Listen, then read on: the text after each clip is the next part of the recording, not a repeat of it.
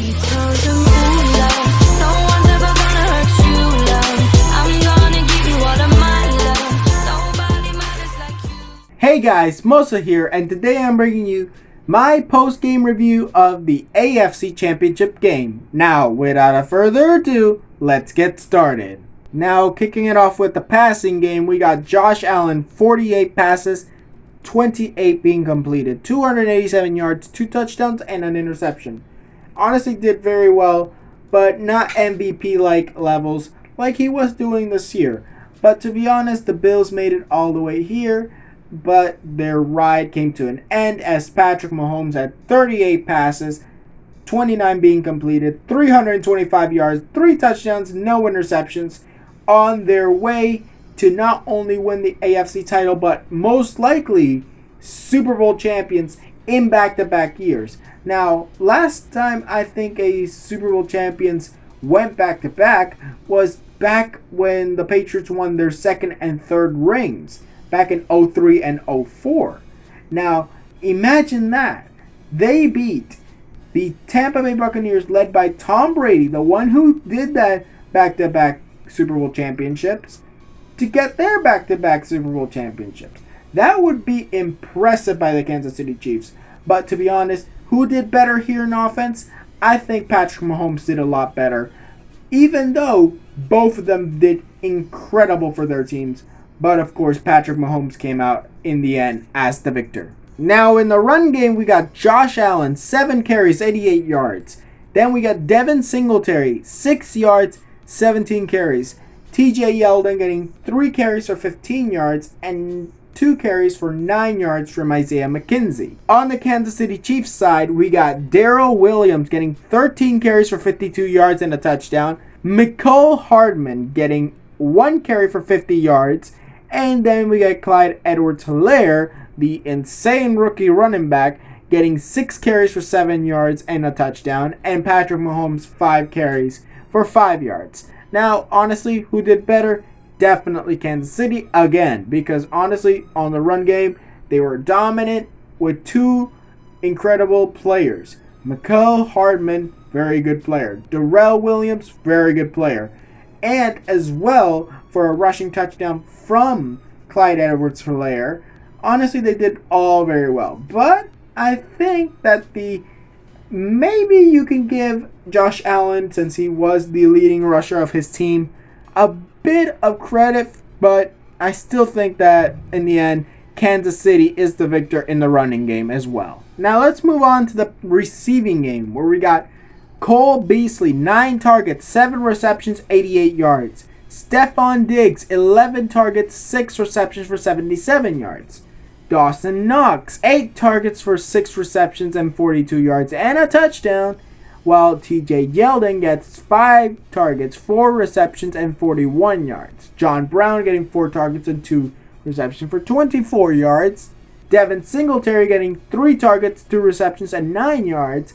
Isaiah McKenzie getting 1 reception for 6 yards and a touchdown, while even though he got targeted 3 times, Gabriel Davis dropped all his passes. He was incomplete. He did not grab a single ball from Josh Allen. Now, when it comes to the Kansas City Chiefs, Tyreek Hill, 11 targets, 9 receptions, 172 yards, no touchdowns. Travis Kelce, 15 targets, 13 receptions, 118 yards, and 2 touchdowns.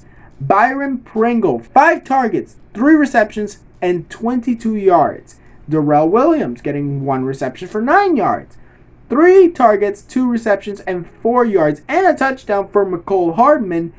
Then you get Clyde Edwards-Helaire with 2 targets and a reception for no yards. Now, Nick Keizer was the only one to not catch a single ball from Mahomes. He had 1 target in the entire game. Now, in the receiving game, I'm going to definitely give this again to Kansas City. Kansas City was just dominating this game, but honestly, Buffalo was there, staying respectable, in there, trying to be there.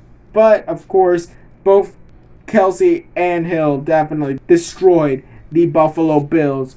Honestly, I think that the Kansas City Chiefs will most likely win our back-to-back Super Bowl. Now, when it comes to the defenses, honestly, Buffalo had 63 tackles, 37 being solo tackles, 1 sack, 1 tackle for loss, 3 passes defended, 3 QB hits, no touchdowns, either fumbled or interceptions. Then you get 57 tackles for Kansas City, 42 solo tackles, 4 sacks, 4 tackles for loss, 7 passes defended, and 10 QB hits. Honestly, defense of Kansas City did their job, did what they needed to do, and continued to keep Kansas City in the game.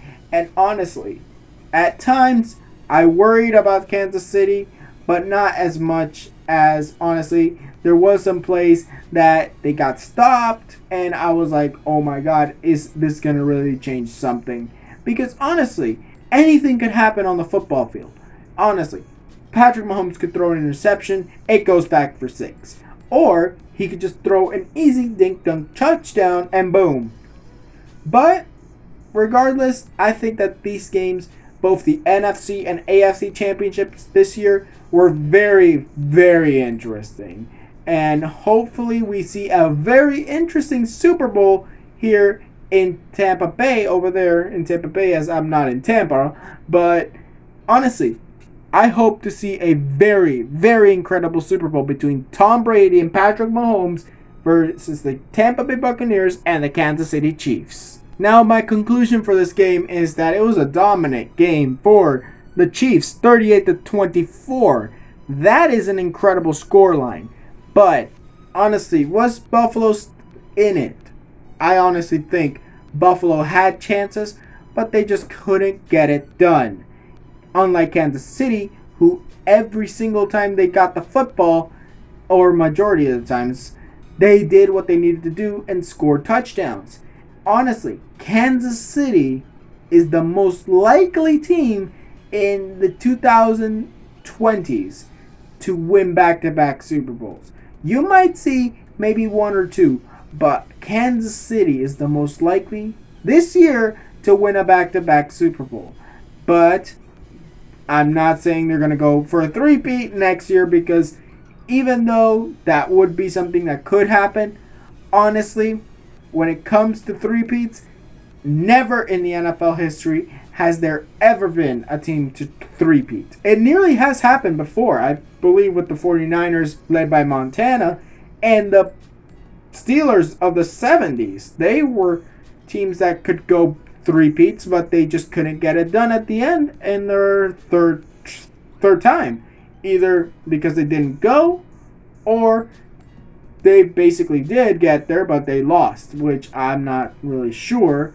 But I right now don't want to check those facts right now. But as far as I can see, the Kansas City Chiefs are a team to be reckoned with throughout the 2020s, and they're a team to be reckoned with on Super Bowl Sunday. Now, that was it for this video. Tell me what you guys think in the comments below. Who do you think should be ranked the number 1 team in the NFL?